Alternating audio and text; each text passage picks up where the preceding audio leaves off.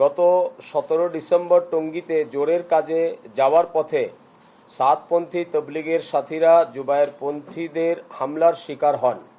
রাত আনুমানিক 2টার দিকে টঙ্গী কামারপাড়ায় গাড়িবহরে হামলা চালানো হয়।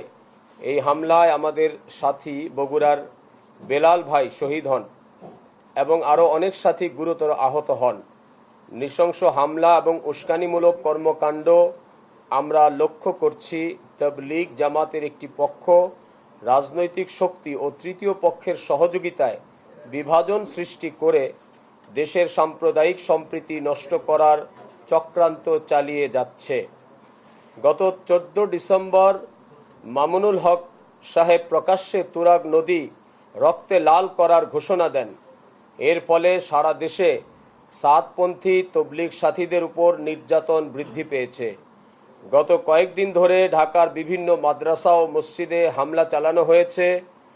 আমাদের মুরব্বী মুফতি মুআজ বিন নূরের নিকুঞ্জ মাদ্রাসায় ছাত্র শিক্ষকদের উপর অতর্কিত হামলা চালিয়ে মাদ্রাসা ভাঙচুর করা হয়েছে।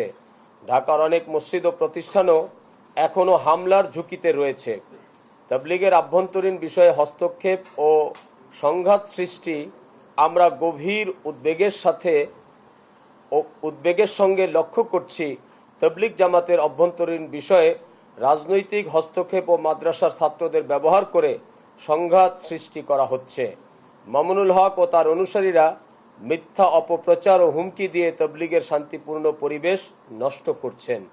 আমরা শান্তি ও অহিংস পথ চলায় বিশ্বাস করি এবং সবসময় আলোচনার মাধ্যমে সমস্যার সমাধান করতে চাই। আমরা ইতিমধ্যে সরকার, সেনাবাহিনী এবং বিভিন্ন সংস্থার কাছে 25টির বেশি আবেদন করেছি। সংঘাত এড়ানোর জন্য আমাদের দাবি সমূহ: 1. আগামী বিশ্ব ইজতেমায় মৌলানা সাদ কান্দেলভি দামাত বারাকাতুহুম এর অংশগ্রহণ নিশ্চিত করতে হবে। 2. কাকরাইল মসজিদে সাতপন্থীদের স্বাভাবিক কার্যক্রম পরিচালনায় কোনো রকম বাধা দেওয়া যাবে না। 3. টঙ্গীর ইজতেমার ময়দান সরকার নিয়ন্ত্রণে রেখে আমাদের ইজতেমার আগে বুঝিয়ে দিতে হবে। সারা দেশে সাতপন্থী তবলিগ সাথীদের উপর আক্রমণ, নির্যাতন ও বাধা বন্ধ করতে হবে। তবলিগ জামাতে রাজনৈতিক হস্তক্ষেপ এবং মাদ্রাসার ছাত্রদের ব্যবহার বন্ধ করতে হবে।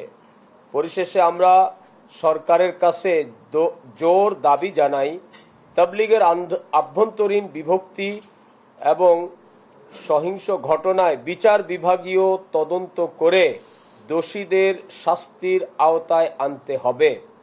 কেউ যেন ধর্মকে ব্যবহার করে দেশের শান্তি বিনষ্ট করতে না পারে।